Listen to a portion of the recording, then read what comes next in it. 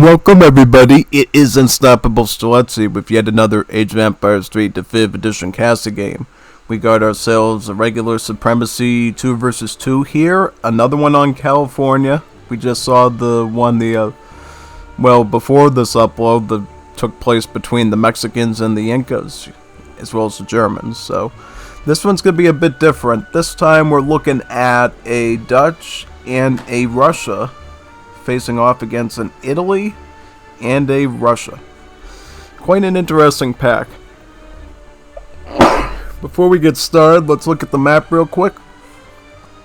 So the thing about California you gotta keep in mind is you got this windy little trade route here on the exterior of the state and forming the boundary with that of Nevada, basically.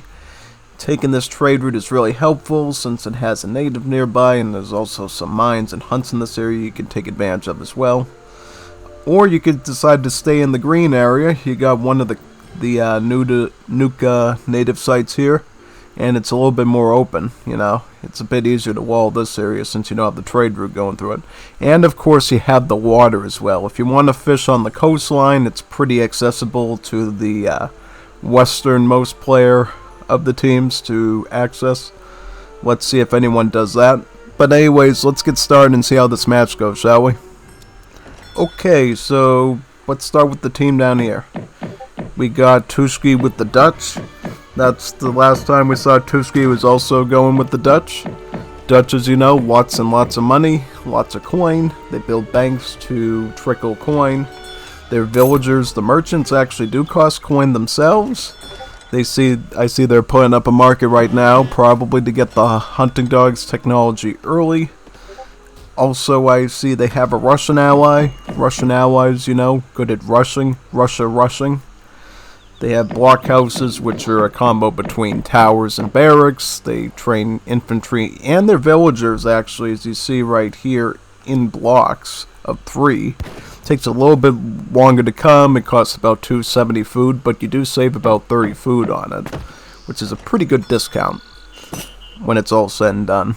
And it's also less maintenance because it's much easier to have a big giant block of 3 things coming at the same time instead of having to click 3 times for 3 villies. Just costs a bit more. But anyways, they're very aggressive. They're good at massing up lots of stuff. We see they have another one on the opposing team here in purple. Then they have in Italy. We don't talk a lot about Italy here. You know, we don't see them that often. So one thing you're asking yourself is, why do we see all these market technologies being queued up in Age 1? Don't these usually get done during the transition to Age 2? Well, they get a little bit of a bonus. Every technology that you research as Italy grants you a free settler. So the more technologies you research as Italy, the more free settlers you get. Right? It's basically like playing India, but instead of cards, it's actual technologies where you're getting those free bills from. And if you could keep a stream of technologies going, especially from the market, sometimes the arsenal or a military building, it's effectively as good as booming with town centers, really. So keep those techs coming in. I see right now they're going to stick with mostly the villager upgrades, the hunting dogs, the placer mines, pretty basic, cheap market technologies to get that free villain. Also, we see they are going with the capitalism coin trickle as well. This will also be really helpful. And I think it's something I see in a lot of Italy decks because they have a lot of powerful tricks to get mercenaries. They also get some pricey coin units later from their Basilica. So coin's a pretty important resource for the Italians. And I think if they get a capitalism this early, it's certainly going to allow them to advance a bit quicker later on once they get to Age 3. And as you know, since Italy gets free villagers from their technologies, they don't have villager cards. That's why you don't see any villagers in this deck. Because somebody might say, that's pretty bad. Why don't you have villagers in your deck? Well, it's because they already got a free villager bonus going on, so that'd be incredibly broken, and they'd be way too boom to deal with if you gave them both cards and a bonus that gives them free villages. It's a bit of balance, you know. And actually it works the same way as Swedish in Wars of Liberty. You know, they get the land mana technology that lets them do the same thing, get 1 free villager for each market tech that they research. But, as you know, they get limited villager cards. They only get the team 3-1 in age 2, and then they get the team 8-1 in age 4. So, yeah, just because of that little bonus, they had to balance it out to prevent too much booming. What are they aging up with? So they're going up with the governor. That's, I think, is going to give them some coin, maybe an outpost wagon. It's a pretty good defensive card, but it could be used offensively as well if you're going to put the tower on the front lines to help your ally. And of course your ally is Russia, so if they decide to put a blockhouse down maybe somewhere over here, in fact we see the opposing team putting their blockhouse in this area. Not quite this far, but it's pretty far from the initial base, and it gives them a bit of flexibility. They get control of this cliffside here, which is great for defense, because enemies are not going to be able to run straight at this blockhouse. They're either going to have to curve up over here, or they're going to have to come up around here, which means you have a lot of advantages using your unstoppable Steletsy skirmishers, basically shooting them from the top of this cliffside, as well as cannons. It's really a good placement right there.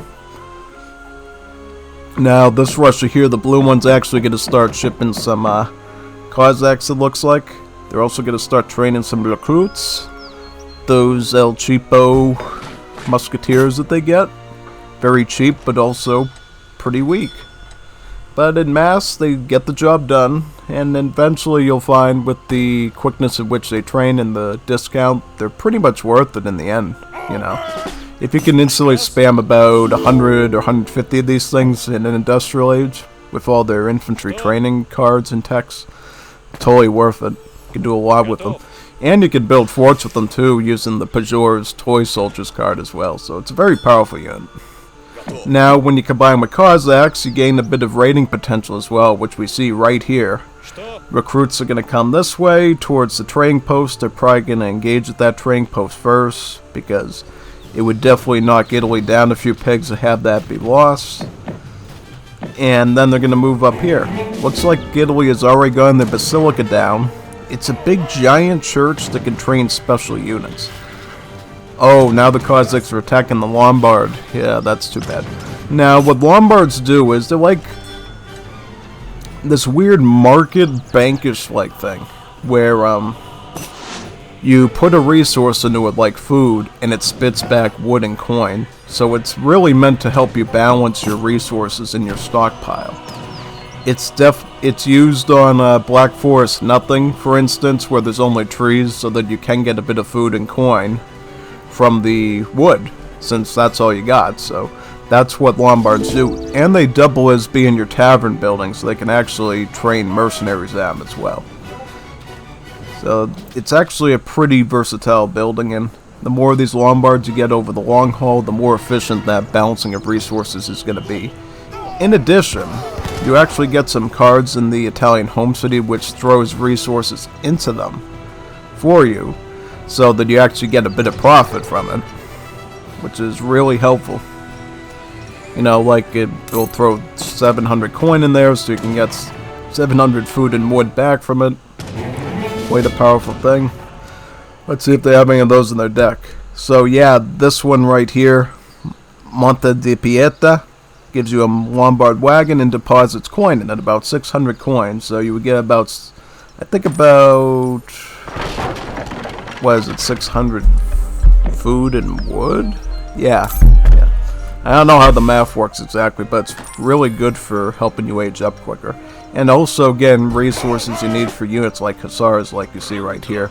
Because if you're doing a lot of hunting already and you're starting to run low on food, if you can deposit some coin to get some more Hussars, that's really going to help you with raiding. Now we see the shipping of the Pavesiers as well. These are a very special crossbowmen of Italy. They are very tanky, they get a lot of HP, they get a lot of armor, and they can change their armor values as well with their different tactics. If they go into hand, they sort of act like a little hoplite, where they pull out their spear and they put their pavets down as a shield and they become impervious to hand damage. If they go into cover mode or stagger mode, they actually start to take a defensive stance that makes them more immune to cannon shots. So it really depends on what sort of armor they need, and that makes them really flexible in different fights. Now I see them going for Venetian Arsenal. This is a powerful card that lets you get an early arsenal wagon, which helps you upgrade stuff. Docks and military buildings work faster when an arsenal is nearby, so that's actually going to act like a mini riding and fencing school here, which is kind of cool, because it's basically makes this fencing school card here even more powerful and also negates the need for riding school. What they gonna do here, though? I see them sort of trying to take a defensive plot. Cover mode. Yeah, good call. Unfortunately, I don't think they have enough units yet to justify it, though. What you want to do is you want to get a bigger bowl of skirmishers and then go into cover mode with your pikemen, so that the pikemen soak up that 50% pierce armor. 50% pierce armor you get when you put a hand unit into cover mode, and that way the skirmishers can get extra volleys out of the units they're shooting at the pikemen. But right now they don't have a lot of skirms, so it's not as efficient. Oh wow, look at those Pavasiers extending way too far there, letting the Cossacks get them. No, that's not good. It's not good at all. The other way blockhouses work, as you see here, is you can put them defensively in your base to make it harder to attack your base, because blockhouses actually shoot back at you. They have about 30 damage per shot, and you can upgrade them just like you can the outpost, which makes them really good mini castles that can train infantry. And now we see another Basilica coming up over here for Italy. Also now they're getting advanced politicians. I like that card for Italy, both in competitive play. It's also fun in big 4 versus 4s as well, because it's actually the key in Imperial Age to gain access to the Da Vinci wagon through the inventor. Yeah, so if you want to get a cheat unit in an official match without the cheat code, go with the advanced politicians card of Italy. I definitely recommend it to you. It's quite fun. But if you don't want to do that, what it does for you then is it makes the age up quicker, and the politicians end up becoming more powerful for the rest of the game. The prizes are a lot more, and what you see here they're doing is they're going with the adventurer. What's common with Italy is go up with a fast fortress using the advanced politician so that you get a larger sum of Pavasiers from it. And then you can ship in Age 2 Pavasier shipments, you can ship Falcons in, you can ship a larger shipment of Hussars in. I've done that build many times. I think I've done it a couple of times on the channel before. I've definitely done it in the tournaments before and in ranked. It's quite powerful. Maybe I'll show you how to do it sometime and see if it's still viable. I think it still is. Should still be viable in the game. Right now, though, we see Dutch pikes and skirms all the way over here, and now we see the Blue Russians following in suit. So I don't know what their plan is now. Are they going to try to attack from the desert here in Nevada? Oh, it looks like the Cossacks are coming out onto the green, and they might go for a raid. They might try to disrupt the purple army here. Well, the first target they got is the Basilica, which I think they can take down safely. That's going to hurt quite a bit and give them a bit of an experience bounty, whoever can siege it down last with the torches. Amalgamation improvement complete, so Italy is still getting free settlers from researching those techs. What's going to be the long game, though, because it's now moving more into the Age 3 point. Oh no, poor Pavasier. See, they're going to go into hand. This is what I'm talking about. They go into the melee tactic, and now they act like little hoplites, more impervious to melee damage, and therefore it stalls them out a bit and gives them a bit of a chance of survival, and also gives these dragoons a longer time frame to shoot the Cossacks down. Right. Unfortunately, all the Pavasiers were lost from the adventure age up, kind of making the build a bit of a waste there, but they were able to take down some more Cossacks because it gave the dragoons a bit of a bigger window to kill them. But now the Cossacks are biting back, but now they're going to have to run because there's just not enough of them to overpower these. They can't go. Dragoons have to retreat because the infantry is coming in. They can't deal with skirmishers. They'll definitely die to that. And now they have to take a retreat over here. Up. Up, up, up. Yeah, Italy is not doing too well in resources. You can tell they definitely have to rely more on their home city. What's this card? Black Company? So they just spent their coin into that. Gives them Black Riders as well as Pistoliers. A pretty good combination. They're both very strong mercenaries. Black Riders are just a stronger Dragoon with hand armor. And the Armored Pistolier is like a really weird versatile unit with really good... does it have... yeah, it has good melee armor. It has 60% melee armor. In fact, it has a melee attack similar to a musketeer, and it has splash in its range attack. So it's like a mixture of many different things in one. Sort of like the, I would say close to the Giant Grenadier without the splash in its attack, basically. Like a Grenadier on steroids, if you think of Grenadiers in the traditional sense, combat-wise. And now we see the Russian infantry starting to move up here towards the Dutch army. Now the Dragoons are going to try to pick apart these pikemen from a safe distance. And hopefully they can... well, there's not enough hussars there to really push the skirms, so that one's going to have to retreat. They are going to try to disrupt these skirms, though, and make it a bit harder to regroup with the other ones. Can they take one out? But nope, they're just barely missing that one. And now they're going to try to fight their way through this. Now, what you should do is move these Dragoons in the back. Don't put them on the front lines. They're going to get sniped. You're going to lose your light cavalry that way. Ah, they're going into a bit of a melee. Well, I wouldn't have done that. I would have tried to preserve them a bit more. The Black Riders are still alive, thankfully. If you lose those things, I don't know what to say. But I think you probably could have preserved those Dragoons. That's my personal opinion. Alright, so that little fight is over with. They're going to have to regroup and come up with a different strategy now. Here is Tushki again with the Swiss pikemen that we saw from the game against the Hausa and the Russians. How's the Purple Russia doing? Now, the Purple Russia is doing great with food because they have actually moved on to the water. And it looks like at this point they've been doing it for quite a while now. You can see how many fishing ships they already have.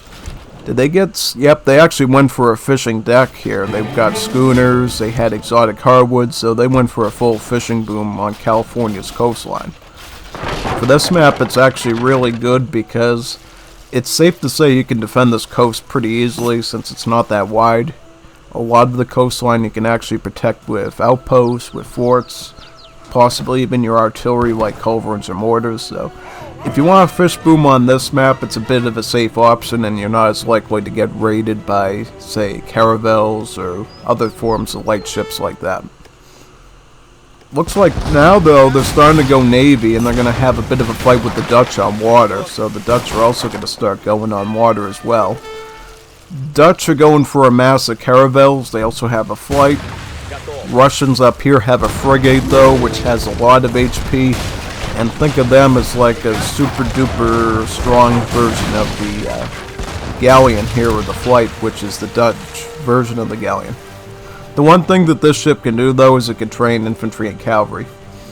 Whereas the advantage of the frigate is higher HP, more damage, and it also has a broadside attack as well. That's the other bonus it comes with. Well, actually, the range attack of this is stronger, but up here it looks like the broadside attack gives it a bit of an edge. Well, actually, no, the broadside attack's at 40, right, and that's a 90, so it actually would be a strong one. I don't know a lot about naval warfare. I don't always fight on water, and then, of course, I have to differentiate the water system in DE from that of Wars of Liberty, which, you know, that falls more of the AoE2 logic of having a siege ship, a heavy ship, and a light ship, so it's rock, paper, scissors, shoot. Whereas here it's just mostly just beefy stats on boats beating each other. It's not a lot of rock, paper, scissors on water in this game. I'm just going to be curious to see, though, who wins the water in the end between purple and yellow. And also who's going to win on the land here. Like, do we see any sort of further development south of the... Yeah, now we are. Now we're starting to see the Purple Russia starting to put some blockhouses further south. in a better position to take over the cliffside over here. Do we see red starting to construct? Well, they actually have a Basilica down here, and that's going to allow them to train some of their special units there. Alright, so we see some Cossacks trying to snip away at these unstoppable Strelitzes, but the recruits are there to stop that real quickly. Right now, this is sort of an even fight here, with blue having the advantage of having some hand cavalry. But they are getting further away from home, so they have to be careful of that. Alright, so now we see a bit of naval warfare here again. The Frigates can unload their broadside attacks on these caravels, I think, and take them out. I think first you want to take the caravels out and then focus on the flight next. Yep, that's what I would do. Yep, they could take this caravel out. How about this one? Is this one going to go down easily? Do you need more ships? That's a question, I would say. Do you need more ships? Yeah, retreat. Go over here. Town centers, as you know, they have a special anti-ship attack that they do automatically that does a lot of damage to ships. Something similar with forts as well. So all they have to do is retreat to their allied allies' town center, and it will take care of them from pushing any further. So now we see some dragoons as well as the Russian infantry army here engaging. What's going on over here? Are they going to try to raid fishing ships with skirms? It's totally possible here just because of the smaller water line here. You know, skirms can reach about 20 away, which is certainly enough to hit a lot of these spots where the fishing ships are. And now we're starting to see, are these going to be constructed soon in this area? Because I think this is going to be the front line over here. And then they're going to have to push into this general direction. And now they got some barracks coming up from Italy, a foundry as well. Are they going to be able to take down this town center? Because this is, I think, the stopping point for the enemy navy here. If they can maintain this town center, then the threat of flights coming onto your coastline, dropping infantry and cavalry off, raiding you is a lot less.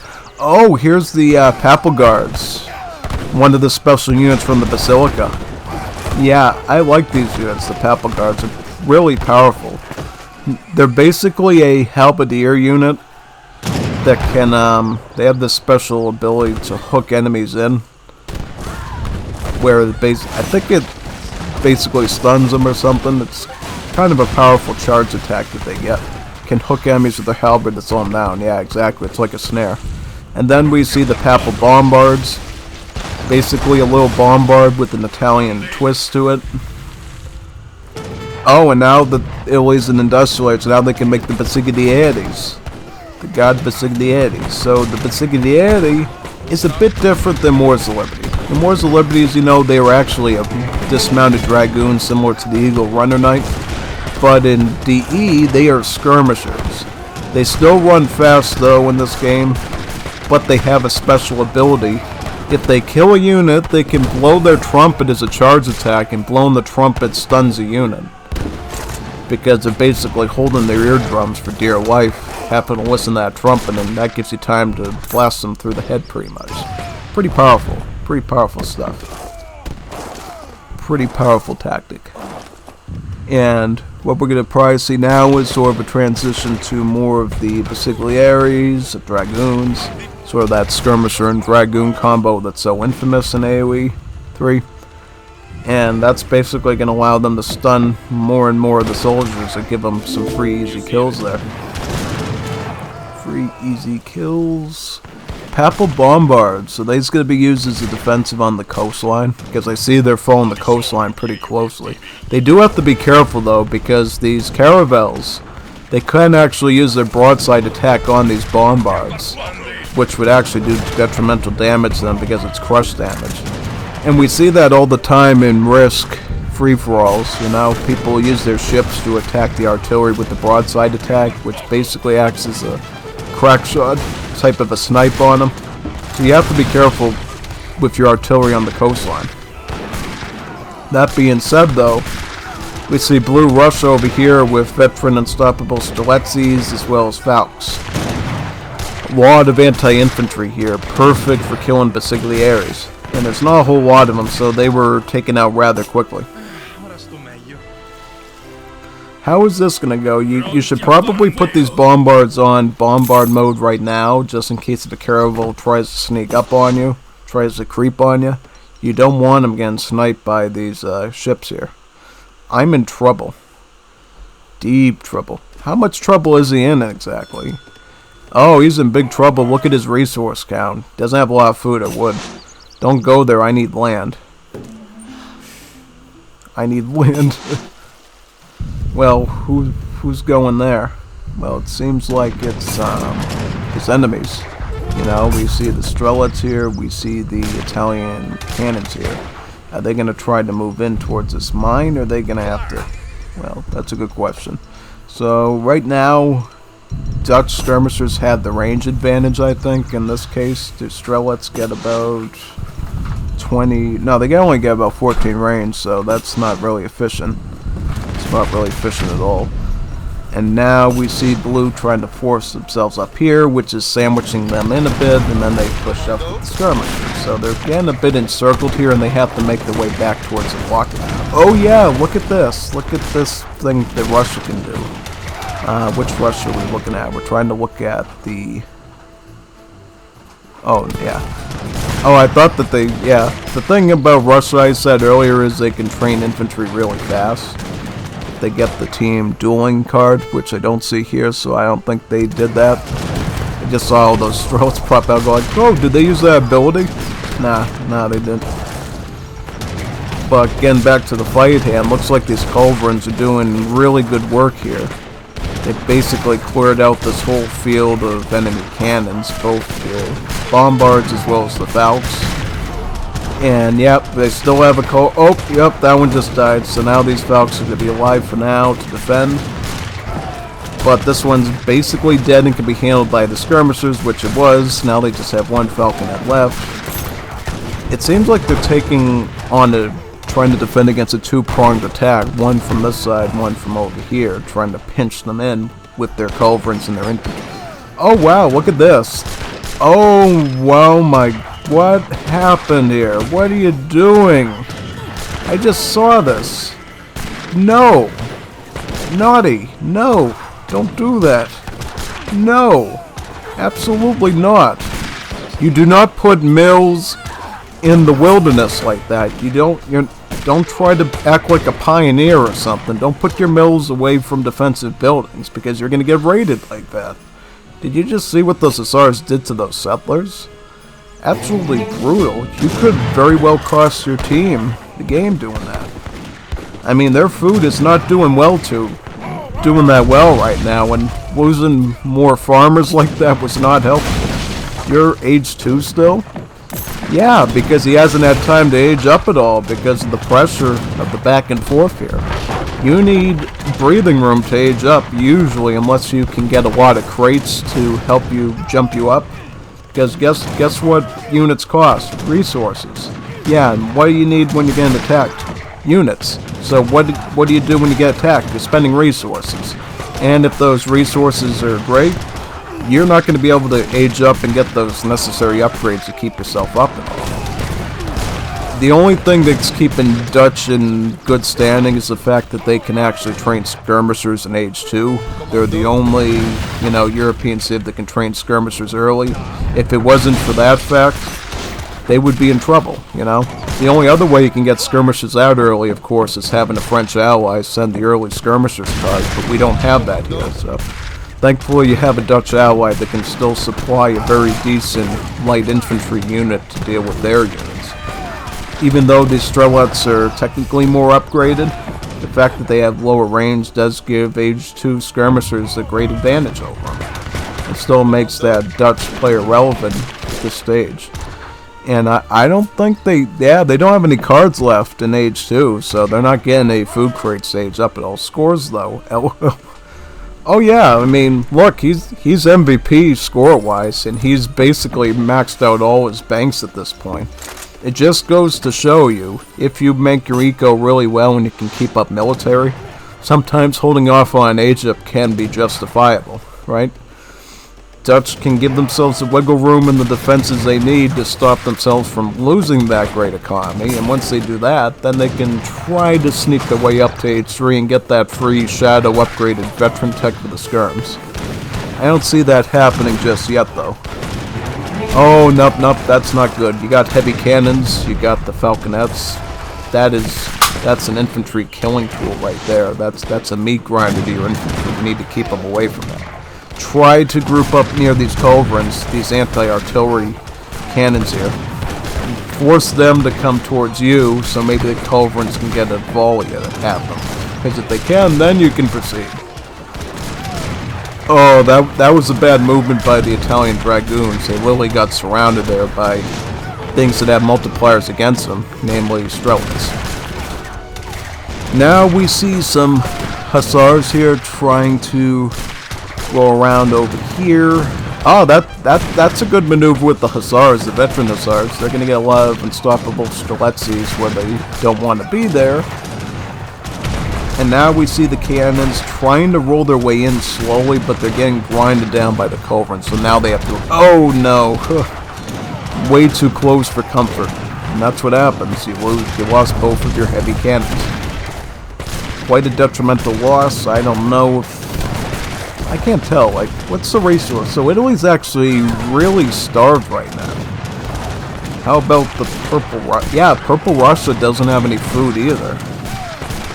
Yeah, because guess what? The one disadvantage of relying on a fish boom is when you run out of fish, oh well, you're done. You're done. And it's not like they're going to blast their way through this blockade either of caravels and flights without spending a substantial amount of wood and coin on ships like frigates to do that. So I think, effectively, in this one situation, going H2 with Dutch was the right play here to starve out your opponents. The one thing you get is Dutch, of course, banks, which trickle coin. And that's a renewable resource that you always have. So, worst comes to shove and you have to trade some of that coin off with the market, you can do that. So, and of course, you can put villagers on mills. So, that's the one resource you can get in H2 is food through mills. No matter what situation you're in, you always have a way forward with Dutch in H2. But with other cities like Russia that only have mills in H2 or fishing ships, nah, they couldn't do that. They couldn't do that in normal circumstances without a card like Advanced Estates, for instance. And who puts Advanced Estates in their decks anyways? I mean, do you do that? Does anybody do that? I used to do it when I was really novice and I was thinking about the possibility of being stuck in H2 or wanting to get an early plantation, but what you learn in the end is it's much better to hunt or go mining for the early game and then use those agricultural buildings later. And that just shows you right here how powerful sticking it out in H2 can be as long as you have map control and you can get the mines and the meat you need. Because now, you got a Dutch here who's effectively going full spam with their skirmishers, and they can make pikemen, which is still decent siege. Supported by a Russian ally here who can also mass up a large group of units. Can go H4. That would be... Who can go H4? So now, yep, see, this is what I'm talking about. Dutch, because they had all these banks and they maxed them out, including with the Royal Decree one, Religious Freedom. Gives you 2 more banks to your build limit at the cost of military speed. Now they're actually ready for industrial age, and now they can absolutely dominate the map. Absolutely dominate the map. Yep, they're going to go up to age 4, I believe. They're shipping some crates right now. They can get this card here, Dutch States Army, to negate the negative effect of the Royal Decree technology. That makes you have 2 more banks. Yeah, this is looking really good for the Dutch right now. Now they can train their riders. Also, their skirmishers got that nice Shadow Tech veteran upgrade, so they're even stronger now.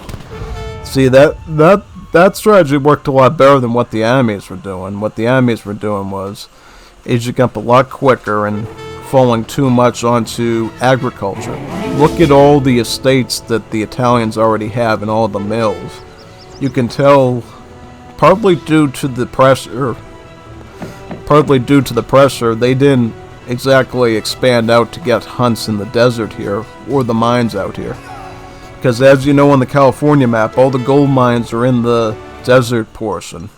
On the grassy area, that's the silver mines, which has a lot less coin on it. So to do really well in California, it's best when you can make it into the desert to get those gold resources, instead of the plain silver ones, which offers a lot less to you. Yep, exactly like I said, Dutch State's army is being researched, which will make mercenaries move quicker. And since Dutch are experts in making mercenaries because they're one of the biggest coin-producing civs, that's going to be perfect for them. Perfect for them.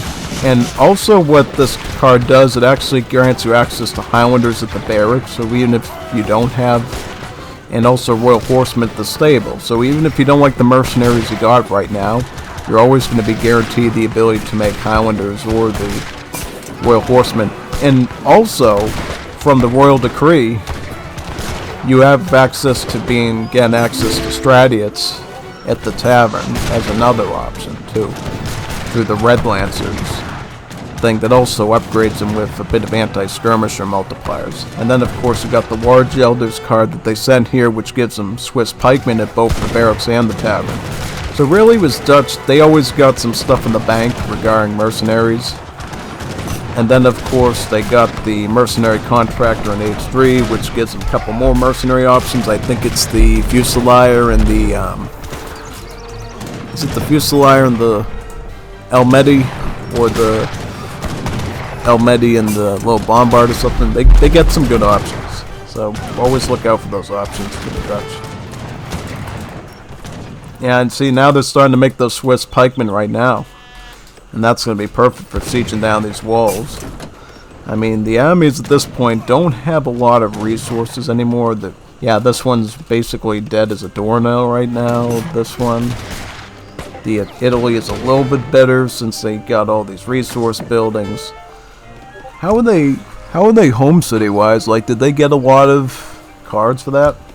Now, what I usually do is, this might be what I do, it might be wrong, is I get refrigeration and royal mint, but I also get textile mill. I always go for a second estate/plantation card upgrade, just so I know if I end up in my base for a long time and I can't go out to get meat, I can't go out to get metal from the environment, my economy is going to survive a bit better. I also like getting economic theory too when I can, because that benefits everything. It benefits hunting, it benefits berries, it benefits farming, it benefits wood chopping. So that too, combined with textile mill, I feel like does a really good job at when you end up in a defensive pickle like this. And we could look and confirm with Purple Russia. Yeah, they didn't have any resource upgrade cards. They went for the fish boom. So they didn't have refrigeration, they didn't have economic theory, they did not have royal mint. So this is why this team is suffering here. They just weren't prepared to stay at home. They were hoping that the fish boom was going to give them what they needed to push out and expand on the map, which unfortunately they didn't get to do. So now they're really, really hungry and broke and trying to look for wood to get a fire for the winter. So they're not doing too well. And now we're going to see a pretty well-deserved win here by Blue Russia and the Dutch. They're already in their buildings right now. There's not a lot they can do anymore. This is absolutely excellent. Yep, GG. Good job. That was a good one, because I felt like for a while there I saw some pretty scary units, especially from Italy, coming out. I saw the fish boom creeping up over here and these heavy ships, which they even got a monitor here, this powerful siege ship. Imagine if this monitor got all the way over here and started to use its long-range attack on these banks. That would have been game over right there. But thankfully, Tushki knows how to use flights and caravels to a great extent and was able to blockade their coastline. That was really important. Let's look at the post-game and see what the stats look like. Statistically, Tushki, most resources out of everyone. He was Dutch. He knew that he could mass up on the banks, get lots of coin, and he would be ahead of the opponents. You look at the other people, and it's like, yeah, Purple Russia basically starved. They went for the fish boom, but it burned out. Italy, a little bit better, since they had some, they had the basics, the bare basics of royal mint and refrigeration, but they didn't have textile oil, they didn't have cigar rollers, so they ended up starving by being stuck at home. And then you look at Blue Russia, who did expand, maybe expanded a little too much to the point that they're getting raided by SRs. They got a lot of resources. And then when you look at military, yeah, I mean, technically, well, this Blue Russia did the work. You can see it through their massing here and their kills. Dutch, fortunately, were able to play more of a support role with their unupgraded skirmishers. And the enemy team got some pretty good kills in themselves, so it was a bit evenly matched on the military front. I hope you enjoyed that one. It was a fun one. I like seeing games on the California map since, it's a map I really remember from my many years of Wars of Liberty and Legacy. So, if you got any matches in general or ones on the California map, always send them to me so I can cast them for you. This is Unstoppable Stiletsy, and I'm gonna see you in the next one now. Signing off now from this one.